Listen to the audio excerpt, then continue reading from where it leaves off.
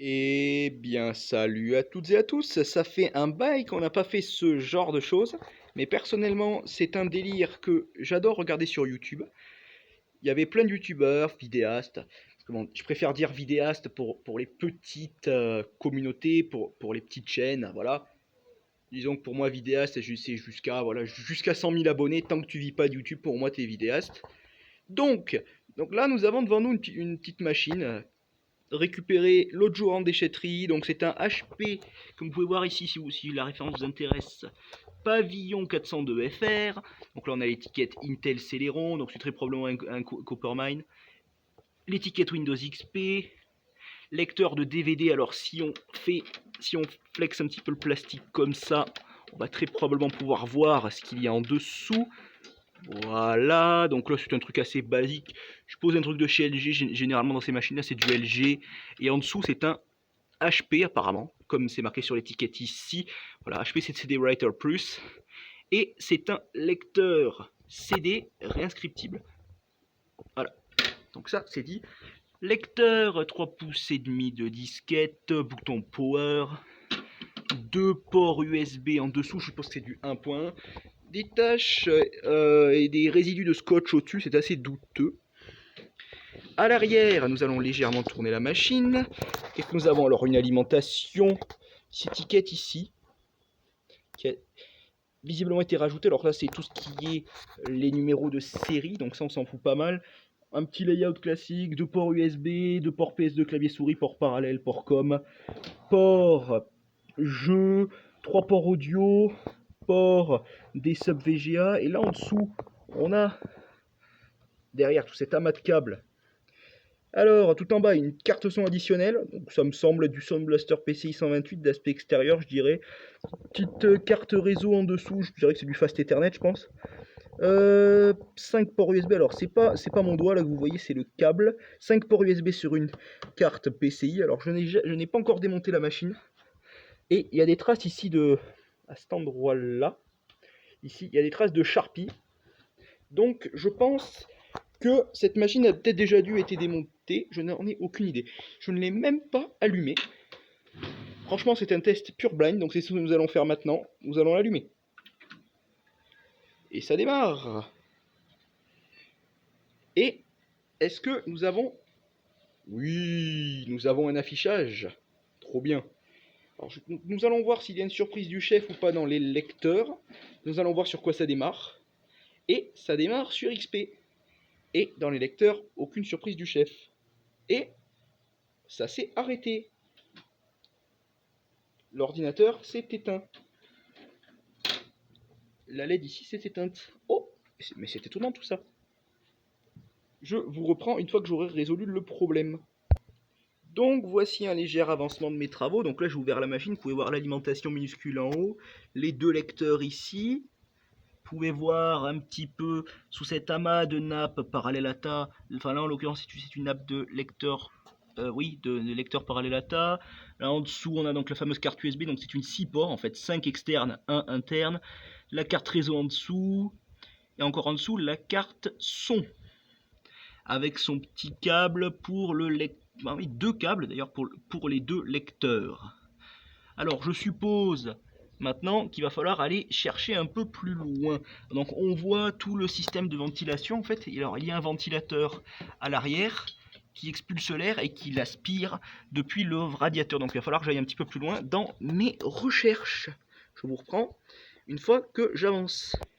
Alors on continue notre investigation et qu'est-ce que l'on remarque? Que l'alimentation, qui était l'alimentation d'origine de marque Bestech, donc c'est un modèle qui peut délivrer jusqu'à 200 watts apparemment, avec un 5 volts et un 3,3 volts qui est relativement balèze. Par contre un plus 12 volts qui est assez faible, mais bon ça c'est du classique du genre pour l'époque, il n'y a pas de problème. 5 volts standby un peu balèze quand même, généralement on n'a pas besoin d'autant, mais bon, à la rigueur on s'en fout pas mal. Mais surtout j'ai remarqué qu'il y avait du scotch ici, donc peut-être tester une autre alim. Je pense que c'est ce qui reste à faire maintenant. Après avoir testé plusieurs alimes sans succès, eh bien je remarque que la diode verte derrière s'est rallumée à nouveau. Donc nous allons voir si la machine redémarre ou pas. Du coup là, oui, il y a un trou parce que le lecteur de disquette a été enlevé. Et merde, la machine s'est allumée pendant un bref instant et la diode s'est rééteinte. Donc l'alimentation est bel et bien en court-jus.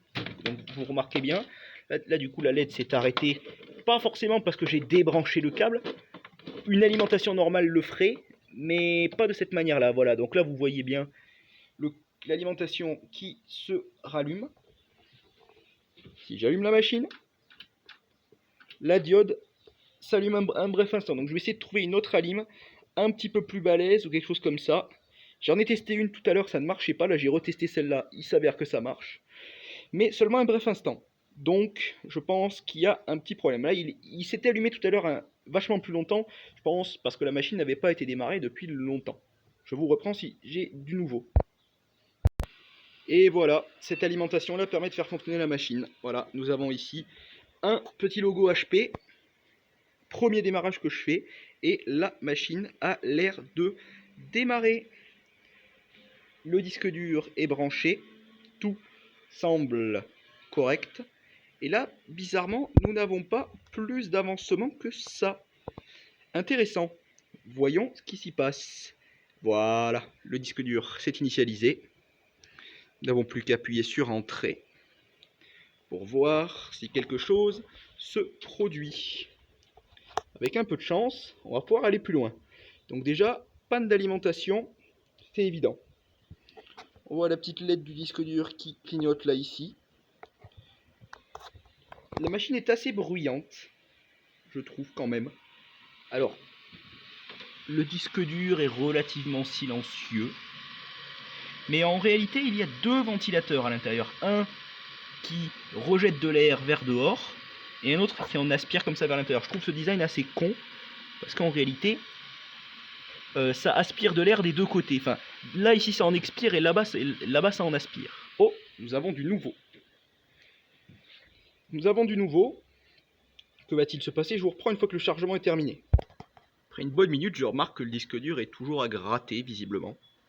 Donc, il y a encore des trucs qui se chargent à droite à gauche. Ça promet d'être intéressant. Alors, je vais laisser une minute de plus. La diode semble s'être un petit peu calmée. Donc, je suppose que le disque dur, là-bas, gratte beaucoup moins. Donc là, du coup, nous nous retrouvons ici. Avec une fenêtre, la fameuse fenêtre du Fan Support d'XP. Donc cette machine a au moins été connectée à Internet le 8 avril 2014. Il y a des icônes non utilisées sur notre bureau, on s'en fout. Alors, centre de sécurité déjà qui est en rouge en bas, ça signifie que Avast Antivirus signale qu'il a été désactivé. Donc les mises à jour étaient activées, protection antivirus activée, non désactivée, mais voilà, donc Avast est désactivé. Visiblement, il y a Avast qui est installé en bas. Avast Antivirus, votre système n'est pas protégé, attention. Nous allons voir d'ailleurs si nous ne pouvons pas nous retrouver avec une meilleure résolution. Ce serait intéressant. Et malheureusement, cela n'est pas possible. Non. 1024 par 768, c'est un petit peu trop demandé. Pourtant, l'écran normalement devrait le supporter. Gestion des couleurs 82815. C'est une carte avec 32. Carte graphique intégrée avec 32 mégaoctets de VRAM. Donc je suppose que c'est à la pompe sur la RAM. D'ailleurs, je n'ai aucune idée de la quantité de RAM qu'il y a dans cette machine, mais nous allons le découvrir, je pense, bien assez tôt. J'aurais bien aimé passer en 1024 par 768 résolution des problèmes. Ah non, ouais, je suis con. Si je fais ça, il va m'ouvrir l'autre truc à la con. Non, je ne veux pas de ça, merci. Alors, écran de veille. Bon, l'écran de veille par défaut. Bureau, thème par défaut. Tout était par défaut à ce niveau-là. L'abonnement a expiré.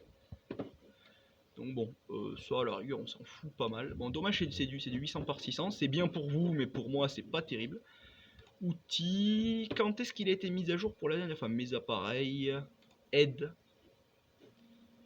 Quelle version d'Avast est-ce que c'est ce machin? Outil dépannage. Ah, nous avons l'adresse mail de la personne à qui ça appartenait. Alors je considère que si jamais les personnes laissent leurs données sur les ordinateurs, je suppose qu'ils s'en foutent pas mal de tout ce qui est vie privée. J'ai déjà sensibilisé énormément de personnes en ce qui concerne la protection de la vie privée, mais visiblement, il y en aura toujours à signaler. Voilà, donc dernière publication, 22/05/2014, et là, pareil, à peu près une nouvelle version du programme disponible à ce niveau-là aussi. Voilà, donc on voit à peu près quand est-ce que la machine a été utilisée pour la dernière fois. La date n'est pas tout à fait bonne, nous ne sommes pas le 30 décembre 2018 du tout. HP Photo Smart non connecté. Cliquez sur le bouton connexion pour tenter d'établir une connexion entre votre ordinateur et l'imprimante HP Photo Smart Printer. Non merci. Alors est-ce qu'on peut faire autre chose sur ce truc là? Non. Dommage. Alors là on a un manuel sur le bureau de l'imprimante, je suppose du coup, avec Adobe Acrobat Reader 4. Et leur fameux slogan, There's more to Acrobat than the reader. Move up to Acrobat 4.0 and create PDF files from any application, combine, annotate, animate PDF file and much more. Donc en gros, ils te proposent d'acheter la version payante et c'est un logiciel de 99. Sommaire, mise en route, donc ils n'ont même pas capitalisé les écrans LCD. Voilà, il y avait un écran LCD sur l'imprimante sur le côté. Ça c'est assez sympa. Donc, bon, ça me semble pas trop mal comme machin. Voilà, donc on peut accéder aux différentes pages. Bon, c'est un manuel à avoir mis ça là. Alors quand est-ce que ça a été mis là? Rigolons un bon coup, 2011. Dernier accès le 30 décembre 2018, donc actuellement. Voilà. Bon, nous avons également mes images qui est sur le bureau. Ça c'est vide, échantillon d'images. Voilà, donc vous avez les images d'XP. La corbeille est vide, bien sûr. Works. Alors, nous avons Microsoft Works, je suppose. Donc ça, ce sont tous les fichiers d'installation, je suppose, peut-être. Si j'ouvre cela, que se passe-t-il? Application en mode MS-DOS, on dirait. Intéressant. Oh! Qu'est-ce que c'est que cela? Donc on a le driver QtMouse, visiblement pour la souris. Mais après, ce qu'il me propose n'est pas très satisfaisant. Donc nous allons voir si nous pouvons nous barrer de là. Je reviens. Ah! Ça bip. C'est marrant. Alors du coup, nous allons faire un petit Alt F4. Je n'ai aucune idée de ce qu'il faut faire, je reviens. Donc je suis sorti de l'Elimbe, mais visiblement c'était une application corrompue. Ou alors peut-être que je devais lancer ce truc-là. Raccourci pour programme MS-DOS. Nous allons, voilà, Microsoft PC Work. Entrez le nom du fichier à convertir. Ou appuyez sur échappe pour sortir. Non merci, je n'ai rien à convertir. Ouais, donc ça c'est la partie conversion. Et je pense que le truc qu'il fallait ouvrir c'était celui-là en fait. Peut-être. Peut-être. Non plus, toujours pas. Donc refaisons un petit CTRL Alt Supr des familles cette fois-ci. Je ne vais pas couper. Voilà, j'avais un gros plan sur l'espèce de truc qui me sert d'enceinte en dessous. Donc nous allons nous débarrasser de ce Works à la con. Voilà, ça n'est pas intéressant du tout. Vu que visiblement c'est une application qui est corrompue et que la majeure partie des éléments n'est pas fonctionnel. Ou alors peut-être que je suis juste un gros naze. Donc maintenant nous avons Internet Explorer ici, qui est encore l'icône de la version 6, mais je suppose que si les mises à jour ont été faites... Ah non, j'ai rien dit. Version d'Internet Explorer. Quelle version avons-nous? Internet Explorer 6 normalement, mais avec les mises à jour du SP3. Ok. Bon, c'est un choix. Quel moteur de recherche avait-il par défaut? Google. Alors, est-ce qu'on a l'historique par pur hasard? Pas de... l'historique. Comment accéder? Alors, les favoris, il n'y a rien du tout. Voilà, l'historique est là. Aujourd'hui, il n'y a rien du tout. L'historique a été vidé. Y avait-il un autre navigateur sur cette machine? Peut-être que oui, peut-être que non. Accessoires. Alors, il n'y avait pas grand-chose. Bidouiller, démarrage, wireless configuration et utilité. Il y avait peut-être une carte Wi-Fi. MyPC Backup. Jeux. Donc les jeux de base de Microsoft, dont d'ailleurs les supports des jeux sur internet de Microsoft à l'époque ont été terminés. Donc ça aussi c'est fini. Internet Explorer 6 on a vu, Windows Media Player 9, MSN, Quick Express, Windows Messenger, DivX, il y a peut-être des codecs. DivX codec, voilà tout à fait. Lien utile, ils ont... Enfin ouais bon d'accord, utile lien utile, super. Alors nous allons descendre à le truc qui est en dessous, s'il vous plaît, voilà. Vidéolan, donc il y a VLC, une version assez ancienne je suppose de VLC, la 2 je pense qu'elle devait être 2 points quelque chose, très probablement. Voilà. regardons. En tout cas, ça met du temps à charger. Je pense que la machine doit être relativement lente. Bon, c'est une machine qui doit dater de début 2001, vraiment, parce que ça devait vraiment être les débuts d'XP à l'époque. Vu que la machine semble poussive, alors qu'il n'y a pas particulièrement grand chose qui tourne en arrière-plan. Bon, il y a 2-3 trucs à droite à gauche, mais franchement, c'est pas violent. D'ailleurs, si on pouvait fermer Avast, c'est vrai que ça serait pas mal, mais je crois qu'on ne peut pas. Non, je crois que c'est même pas la peine. Bon, VLC toujours en train de... Ah, non, on ne peut pas. De toute façon, ils sont déjà arrêtés, donc voilà. Je vous reprends une fois que VLC aura chargé. Bon, bah VLC n'a toujours pas... Ah, si, ça y est, VLC vient de charger, mais je vous montre au passage les spécifications de la machine. Donc, un Celeron, du coup, c'est peut-être du tu à latin, à 1 Go 3, 256 mégaoctets de RAM. Donc nom de l'ordinateur, donc c'était enregistré à Loga Alain, nom de l'ordinateur Loga E7 machin, groupe de travail MS Home, c'est la base. Alors gestionnaire de périphérique, bon ça va pas nous apprendre grand chose, on sait très bien le genre de plateforme à laquelle on a affaire, c'est de la plateforme 815, c'est basique, voilà, donc déjà 8815 pour le GPU, carte réseau, ah oui donc c'est bien ça, c'est bien du Fast Ethernet, une Realtek 8139. Donc ça c'est vraiment très basique, un pilote assez ancien. D'ailleurs ils ont encore fait des pilotes assez tard pour ce genre de truc. J'ai vu qu'ils avaient sorti des pilotes en 2017 ou 2018. Pour leur lecteur de disquette, voilà, dans 8801 AA. Est-ce que le DMA est supporté? Non, on n'a pas moyen de le vérifier ici, ou alors peut-être canal IDE principal. Voilà, paramètres avancés. Ouais, le DMA est activé. Type de périphérique, aucun. Donc on peut choisir entre le DMA et le PIO. Le DMA est très nettement plus rapide.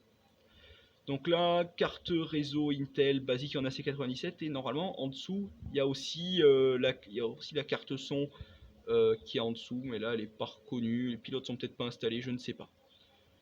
Concentrateur USB, alors oui, donc ça c'est la carte externe qui a été rajoutée, la NEC. Voilà. Donc les pilotes qui datent donc avancés, ils vous proposent de... Bon, ça c'est ce que Microsoft propose pour régler la bande passante. Donc Microsoft 2001, oui, donc c'est vraiment des pilotes basiques. Lecteur de CD, Mitsumi et Samsung. Donc j'avais tout faux, c'est pas du tout du LG. Lecteur de disque, oui, c'est un Samsung Spinpoint de 40 Go, j'ai vu tout à l'heure. Oui, donc c'est d'accord, très bien. Cache d'écriture activé. Lecteur disquette, normalement, il est pas installé. Là, je l'ai débranché tout à l'heure. Quand j'ai externalisé le disque dur, les ports ici, souris haute périphérique de pointage. Donc ça, c'est bon. On a vu du coup les spécifications de la machine. C'est pas emmerdé. Donc du coup, revenons sur notre petit VLC là. Et c'est une version 1.14. Vous utilisez l'interface Qt4. Ça, c'est pas du tout neuf. Hein. Hier, Qt4, aujourd'hui, à l'époque, c'était l'élite, maintenant, c'est le litre. C'est absolument obsolète. Et Qt5 est supérieur en tout point. ACD System, qu'est-ce qu'était ce machin-là? ACDC. J'ai déjà entendu ça de nom. ACX.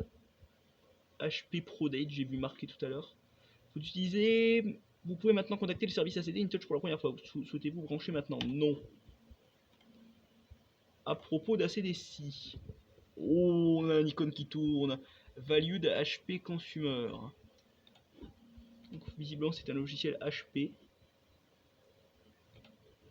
Ok, d'accord.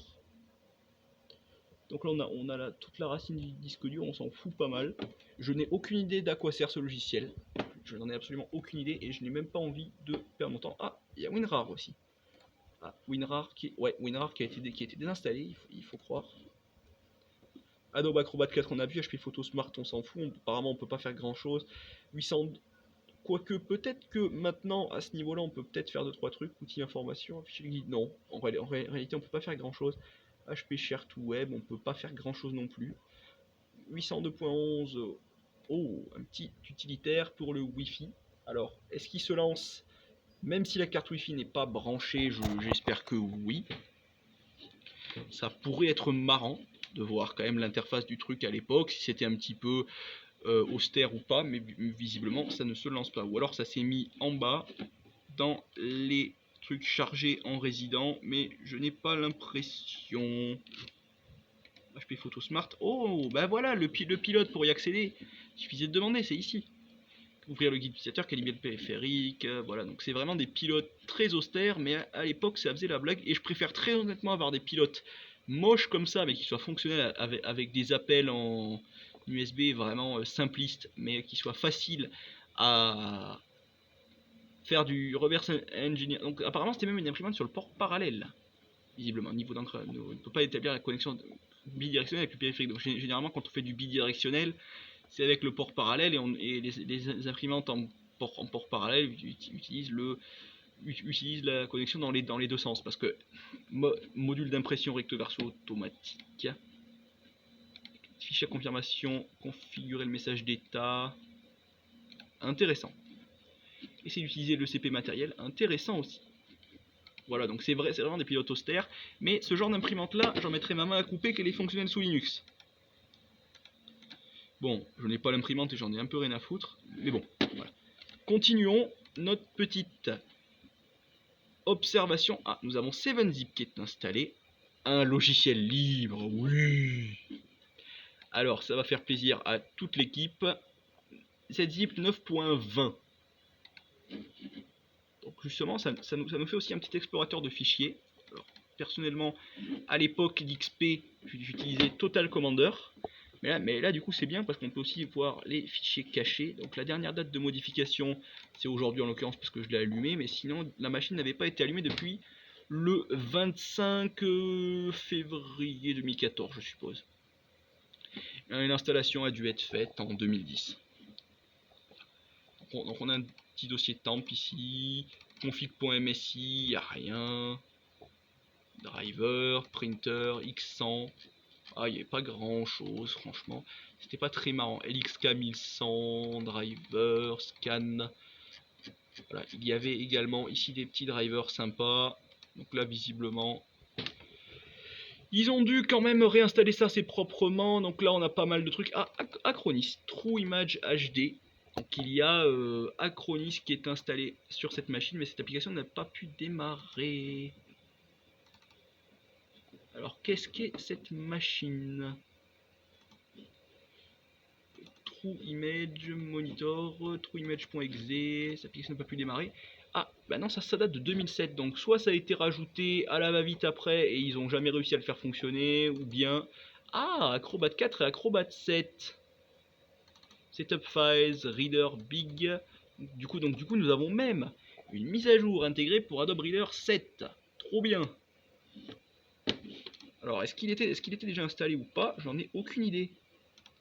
Non, visiblement, Adobe Acrobat 7 n'a jamais été installé. Donc bah, nous allons le faire tout de suite, vu que la mise à jour est intégrée et cachée quelque part. Alors je suppose que c'est quelque chose qui s'est fait tout seul, mais... ou alors il a peut-être été désinstallé, je ne sais pas. J'en ai aucune idée. ActiveX. Activiste, oui. Alors, ressources, linguistique. Donc là, nous avons toutes les fichiers locaux. Alors là, en l'occurrence, Lilo, Display, Language Name, tout un tas de provinces, apparemment provinces de Chine, Taïwan, Singapour. Donc rien que pour le chinois, il y a déjà une dizaine d'entrées quasiment. Provider, Proximity. Il y a quelques petites entrées aussi par-ci, par-là. Halloween Software, ça c'est Avast 5. Mais je crois bien qu'en 2014, il y avait plus récent qu'Avast 5. Recycleur, donc ça c'est la corbeille. Voilà, donc je disais tout à l'heure qu'il n'y avait rien dans la corbeille, mais quand on regarde un petit peu plus loin, on trouve quand même 2-3 petits trucs à droite à gauche. C'est intéressant, donc ça c'était le fichier mes vidéos, je suppose, qui a été viré. Voilà, bon. Et 2-3 petits trucs système volume information, bon, c'est pas très intéressant pour nous, utilisateurs. Mais bon, visiblement, de toute façon, on n'arrive pas à y accéder, parce que c'est un fichier protégé du système d'exploitation. Ouvrir, si je fais ouvrir à l'intérieur, ça marche pas non plus. Temp, on avait dit qu'il n'y avait rien. Windows, il n'y a rien non plus. Donc là, à ce niveau-là, c'est quand même assez vide. Est-ce que nous allons avoir moyen d'accéder à d'autres choses dans la liste des applications ou quoi que ce soit. J'aurais bien aimé quand même pouvoir voir 2-3 petits trucs, 2-3 petits machins là. Ça aurait été bien sympa. Bon, de toute façon, voilà, il s'est amusé à m'installer Adobe Reader, trop bien. Alors, est-ce qu'il y avait des high scores au solitaire? Moi, c'est ce qui m'intéresse, franchement. Sauf que malheureusement, je ne peux pas le savoir. C'est vrai qu'on pouvait choisir des motifs de cartes. Mais c'est pas ce qui m'intéresse. Développé par Microsoft par Wes Cherry. Non, je me rappelle plus si on pouvait avoir accès au high score ou pas. Non, je crois que c'est dans le Flipper qu'on pouvait avoir accès au high score. Ça serait pas étonnant. Du coup, Flipper étant une application au moins 3 fois plus gourmande que le reste, d'ailleurs, qui avait été développé par Maxis, si je me souviens bien. Si mes souvenirs sont bons, alors bien évidemment, nous allons pouvoir, voilà, meilleur score, voilà, et les petits scores Angelina, Lolotte, Luna. Alors, et si je me souviens bien, on pouvait lancer une démo, je me rappelle plus comment, voilà, démonstration. Voilà. Donc, en gros, voilà, donc il s'amuse tout seul. Ça me semble assez fluide quand même. Donc, donc l'accélération 2D devait quand même fonctionner. Ça c'est quand même assez cool. Je n'ai pas vu de pilote Intel, donc je suppose que qu'il n'y a pas grand chose qui a été fait en termes de pilote. J'ai vu qu'il y avait ma config tout à l'heure d'installer, mais ils n'ont pas l'air d'avoir vraiment bidouillé quoi que ce soit. Sinon, en ce qui concerne Avast, on a vu que c'était une version qui était assez ancienne. Glary Utility, une très ancienne version aussi de Glary Utility. Et bien évidemment, il me demande d'activer. Oui, franchement, c'est une version, la version 2.38 qui date de 2011. Trop bien. Nettoyeur, blablabla. Donc là, du coup, nous allons avoir le luxe d'Adobe Reader 7. Qui date de 2006. Trop bien. Trop bien. Donc, du coup, il met nettement plus de temps à démarrer. Je pense que c'est pour ça qu'ils ont installé Adobe Reader 4. Accord de licence. D'ailleurs, saviez-vous que vous pouviez avoir Adobe Reader 7 Pro gratuitement par le biais de la fameuse Adobe Creative Suite 2 qui est entre guillemets offerte par Adobe il y a un certain temps parce qu'elle n'est plus supportée et puis que de toute façon ils s'en foutent pas mal puisque les gens maintenant utilisent des abonnements Creative Cloud, donc c'est pas plus mal. Personnellement, je ne sais pas me servir d'Adobe, de la suite Adobe plus loin que Photoshop. Je sais me servir de Photoshop, mais sinon je ne sais pas me servir ni de Premiere, ni d'After Effects, ni de InDesign, ni de l'autre logiciel aussi, Adobe Flash. MyPC Backup, ça me semble être de la merde aussi. Donc très honnêtement, comment est-ce qu'on se débrouille en termes d'espace libre? Je pense qu'il n'y en a pas beaucoup. Et malheureusement, j'ai tort parce que la majeure partie du disque est vide. Documents. Y a-t-il des documents? Ma musique, on avait dit qu'il n'y avait rien. Mes images, on avait dit qu'il n'y avait rien. Windows Internet Explorer 9. Waouh! Il n'y a pas une application Win32 valide. Ah! Intéressant. Documents partagés, il y a l'air d'y avoir rien non plus. C'est vraiment relativement austère. Donc si vous voulez aller faire un petit tour dans le dossier de Windows, vous pouvez. Voilà, donc il vous dit que c'est pas recommandé, mais bon. Voilà, donc là, maconfig.com, control shockwave flash object, add-ins, il n'y avait rien là-dedans, app patch, quelques petits trucs qui ont été proposés, connexion wizard, ça m'intéresse pas, debug.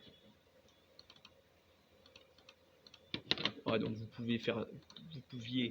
vous aviez tous les documents pour le débugage, mais bon, c'est pas très intéressant. Driver cache i386. Alors, visiblement, il n'y a pas grand chose. Voilà, ça me semble pas très marrant. Driver ici, Intel, graphique, il n'y a rien non plus. Franchement, ça me semble être une installation qui a dû être nettoyée à un moment donné. iHome, MED, CCTRO. En termes de police, il n'y a rien qui a été installé non plus. Franchement, MS Apps, MS Info. MS Info n'est même pas là. Média. On a quand même les fameux sons de Windows XP. Donc, par contre, on n'a pas tout ce qui est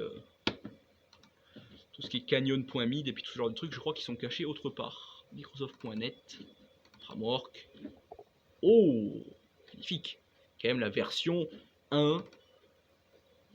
Ah, donc ça correspond à ça. 1.1, ça correspond à ça. 2.0, 50527. MS Build. Qu'est-ce que cela propose? Rien du tout. Trop bien. Nous avons également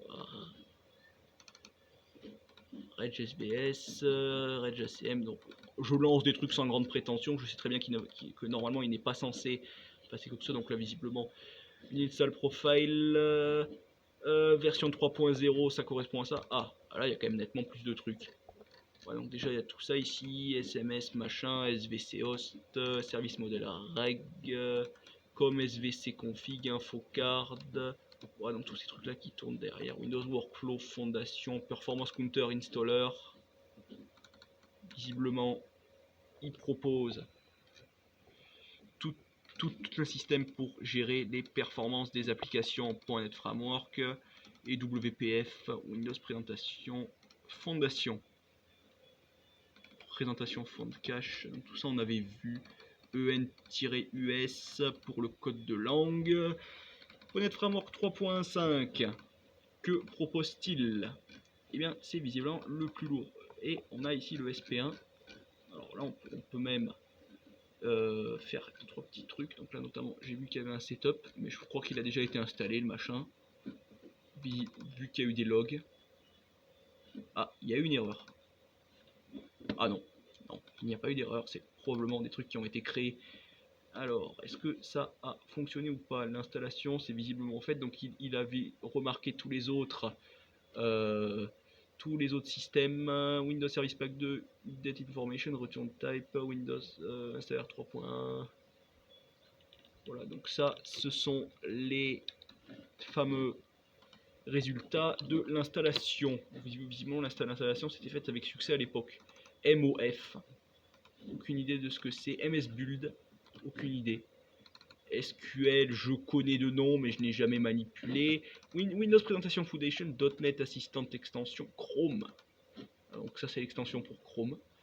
Faut pas l'intérêt d'avoir une extension .NET Framework dans un navigateur, puisque généralement, les navigateurs ne savent pas gérer ça, et ensuite, ils délestent le fonctionnement à une autre application, Add-in Process 32, EDMGen.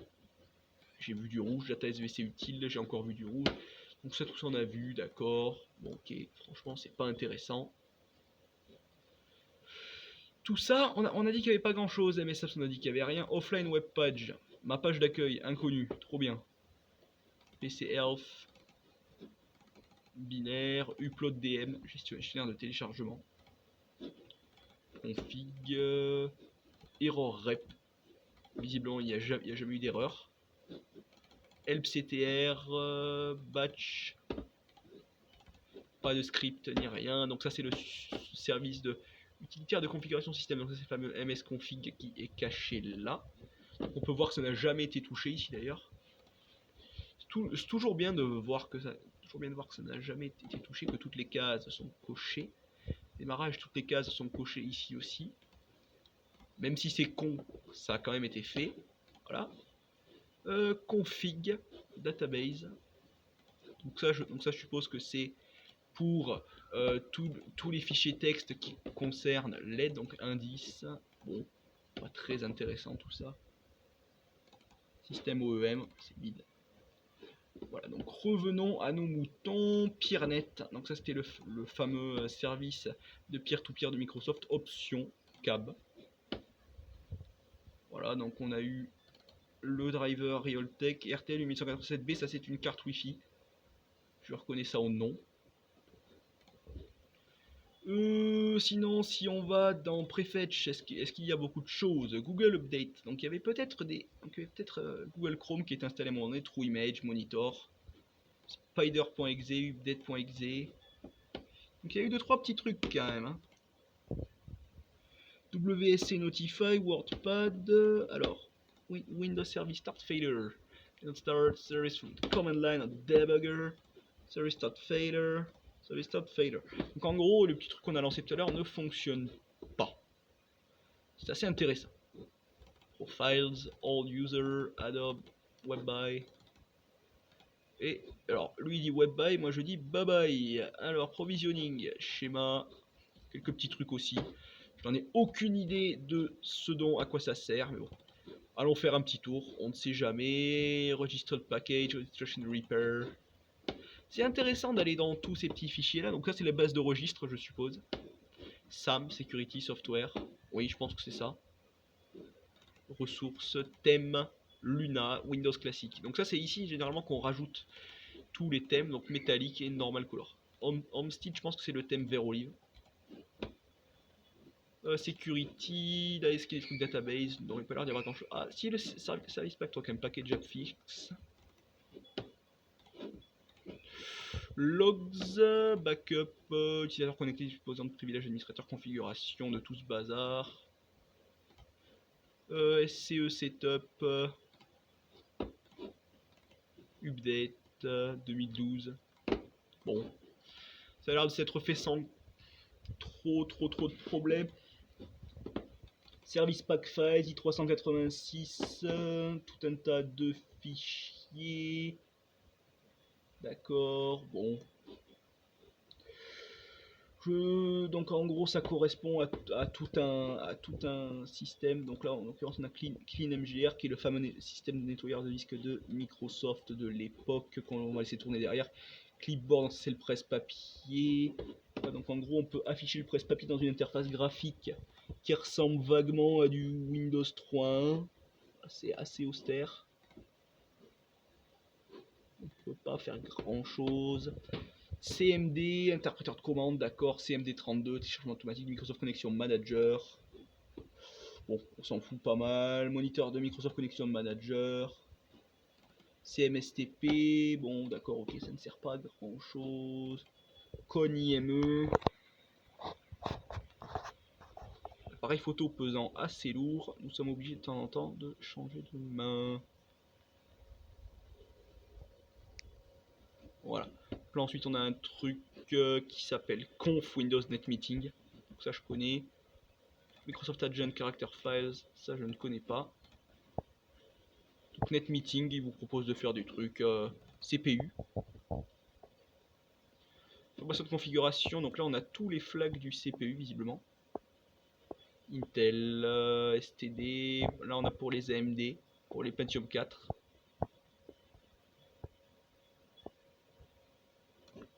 Alors là, c'est pour le Pentium 3 apparemment. Intel PPM, install NT, AMD K6, NT Service. Ok, d'accord. Ok. Donc tout ceci me semble quand même assez DPV setup. Donc ça, je crois que c'est le helper de DirectX. Mes souvenirs sont... Ah non, voilà, c'est ça, DXDiag. Voilà. Souhaitez-vous DXDiag vérifier? Non.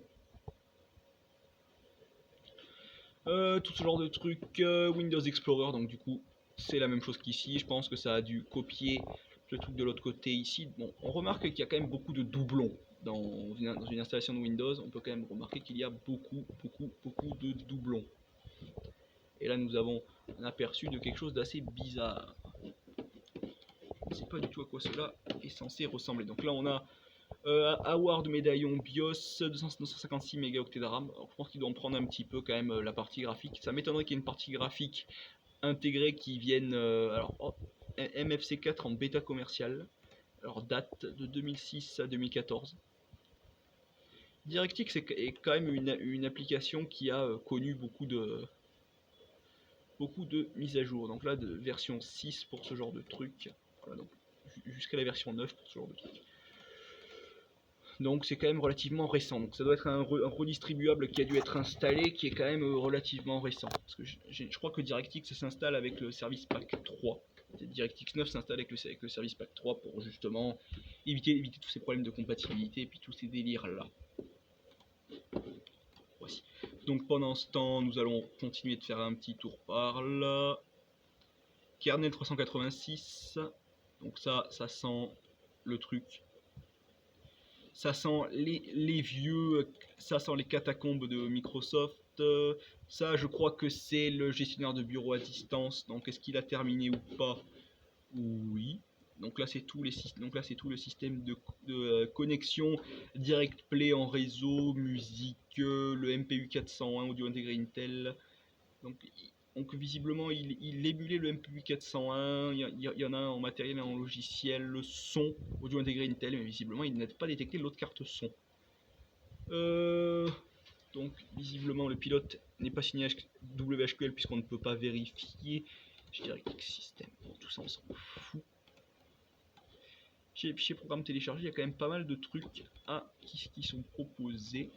Fichier spécifié est introuvable.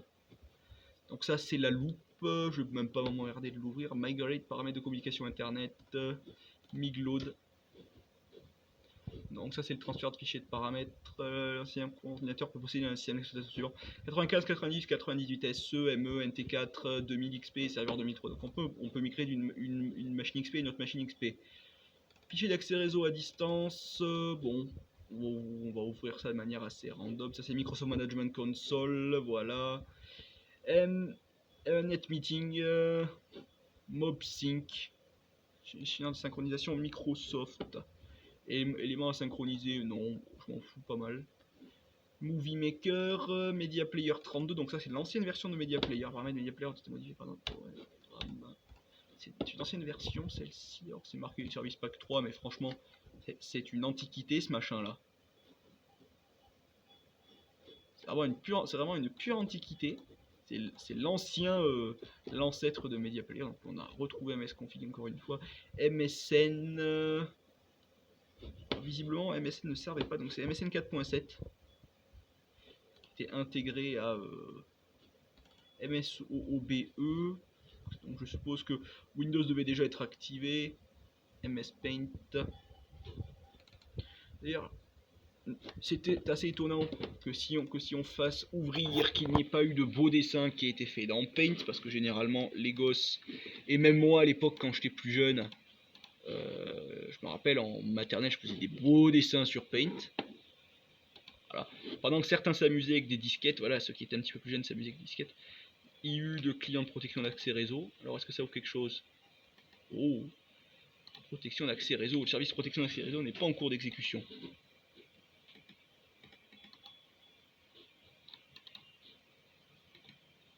Dossier connexion réseau.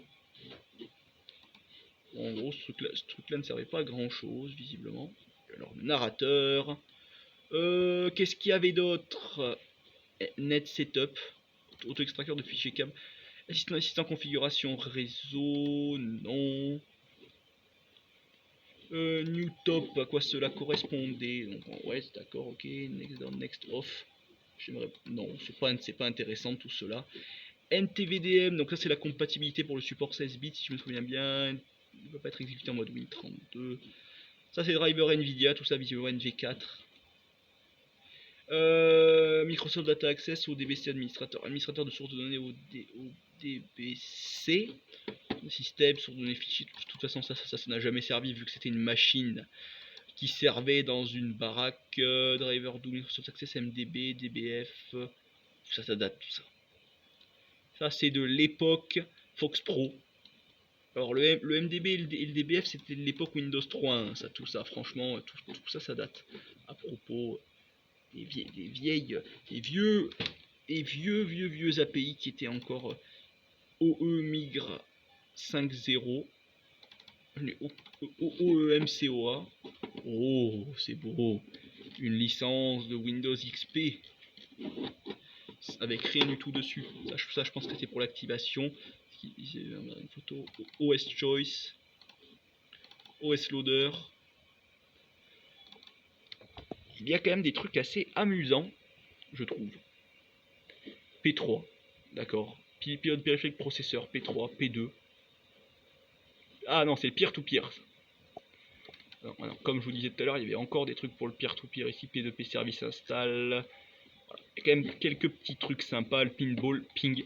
Donc ça c'est de l'application pour le qu'on utilise pour faire des pings dans le CMD. Les gens, tous ceux qui se sentent hackers font ça. Prague M. Encore la même photo que tout à l'heure. Procota. Progman. Dommage qu'on ne puisse pas ouvrir ce genre de truc. Ouvrir en tant qu'administrateur. Voilà, s'il vous plaît. Impossible d'ouvrir une session. Non, ça marche pas. Dommage. L'assistance à distance, Rasphone. Qu'est-ce que c'est? L'annuaire téléphonique est vide. Donc en gros, on peut voir quand même. Heureux, j'ai été très légèrement dérangé. Donc du coup, voilà, tout ce système d'assistant nouvelle connexion. Donc ça, c'était à l'époque. Voilà, ça c'était en ce qui concernait les connexions avec un modem externe ou interne sur le port PCI. Je me souviens, on utilisait ça à l'école, mais on utilisait ça sur Windows 98 en maternelle encore une fois. Reg SVR32, donc ça c'est pour le registre à distance, je suppose. Ring in, ring out, c'est pour le modem. Run once, ça c'est pour tout ce qui est out of box expérience, tout ce genre de trucs. La restauration système, ça c'est quoi ça? Partage de l'application RTC.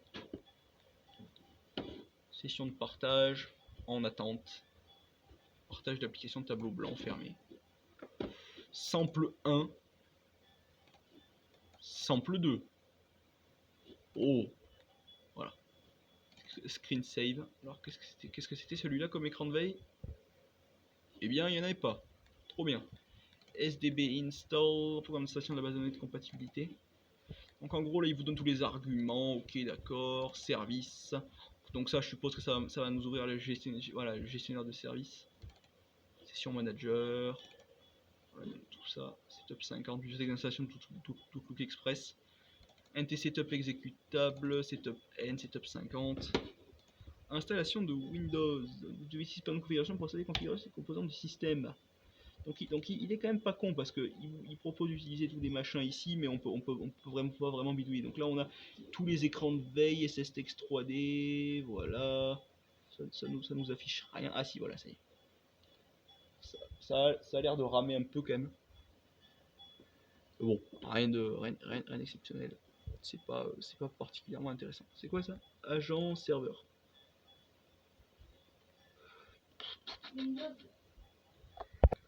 Donc il y a 2-3 autres petits trucs là aussi.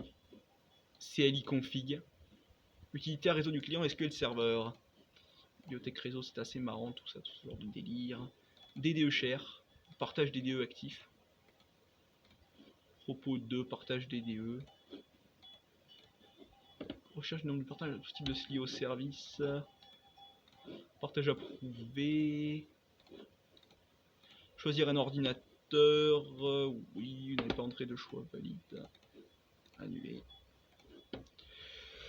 Il y a l'air d'y avoir quand même pas mal de trucs dans. Bon, je pense qu'on pourrait aller encore pendant un certain temps. De toute façon, c'est pas franchement WAUCLT, WAUCLT1. WScript, bon, on peut des trucs à droite à gauche, WordPad, WPA key, d'accord, WPA top, d'accord, bon, paramètres de Windows, arrêter script, bon d'accord, Windows script host, bon d'accord, voilà, donc ça c'était juste c'était juste un dossier, voilà, bon, on va pas non plus rester là pendant 3 plombes. Default, alors est-ce que c'est un raccourci pour un truc défaut.pif? HP, Granit Vert, Windows Explorer, Clock. Donc ça normalement c'est une horloge si je me souviens bien qui est en format voilà, AVI. Donc il essaie d'ouvrir une espèce de truc là mais on s'en fout pas mal. J'aurais bien aimé qu'il m'ouvre juste l'horloge, voilà. Bon ça semble être assez lent quand même. Ça me semble pas être particulièrement intéressant. Franchement, tout ceci est assez basique. Je pense que si jamais vous avez... Sinon, dans les utilisateurs, j'avais repéré là une fameuse liane héros, bureau, facture et sauvegarde doc. Ah bah voilà, il y a enfin des trucs intéressants dans cette machine. Sauvegarde Win95, Windows, Works. Il y a vraiment des petits trucs à la con. Bon là il y a un truc chèque aussi. Bon je vois même pas l'intérêt de l'ouvrir. Franchement c'est pas marrant du tout. Et je rigole parce qu'il y a encore un truc Windows ici, ça c'est très probablement un Windows 98, donc Viewer, impossible de trouver. Qui exécute un programme Windows 16 bits, welcome, bienvenue en Windows 95. Ça c'est quand même vachement marrant de retrouver ça sur Windows XP, possible de trouver comme CTRLDLL, Winver, Windows 95. Ça c'est quand même assez rigolo. WinIPCFG, ça c'était limite plus marrant de montrer ça que de montrer l'autre truc. Pied de poule. Voilà, super. Player. Il a l'air de manquer pas mal de trucs. Netwatch, Netstat. On a l'air d'avoir un notepad aussi assez ancien propos de bloc-notes. Franchement, c'est pas très intéressant tout ça. Partons. Alors, est-ce que ça s'ouvre ou pas? Non. Explorer non plus. Défrag non plus. Ah, voilà. Ça pourrait être marrant, ça, ouvrir dans XP. Windows peut pas défragmenter. Là, pas de chance. Document. C'est possible de lire le fichier. Ouf, ça c'était tronqué par DOS. CD player. Propos du lecteur CD. Bon, ça montre Windows XP, mais en réalité, c'est un truc qui sort de Windows 95. MS Remote SFS. Nouveau dossier. Et ben, franchement, il y a des trucs assez intéressants quand on va assez loin. Programme. EBP. Comptabilité 2000. Comptabilité 2000 des installations. Auto start. Y avait-il des trucs? Écran de veille. QuickTime for Windows. Microsoft Encarta. Accessories, Games. Il n'y avait pas grand chose. Je propose également d'aller voir. Bon, Works, je suppose que c'était la même chose que de l'autre côté, là-bas, voilà. Ça, on a à peu près vu. Nounou, tarif nounou. Voilà, Madame Loga Lydie. Bon, tout un tas de trucs de 2011, visiblement. Donc, ils utilisaient vraiment WordPad pour tout leur bordel. C'était pas très marrant. Jean-Marc. On va ouvrir le premier. Donc, visiblement, c'était des devis pour devis construction d'un agrandissement de maison. Bon, des devis, mais bon, franchement, ça a été fait, on va dire assez, c'est assez moche quand même. Ça a été fait en Arial. Enfin bon, je vais pas critiquer, mais quand est-ce que ça a été fait? On va voir si on a le droit de critiquer ou pas. 2011, oui, on a le droit de critiquer. Il y avait largement moyen d'avoir un petit OpenOffice ou LibreOffice ou je sais pas quoi qui permettait de faire ça. C'est nettement plus propre et nettement plus facilement. Donc, est-ce qu'on avait tout vu ici? Parce que menu démarrer, d'accord, ça c'est intéressant, mais on a encore mes documents ici qui est vide. Média. Ah, voilà. Playback. Concerto Canyon.mid, le voilà. Bon, malheureusement.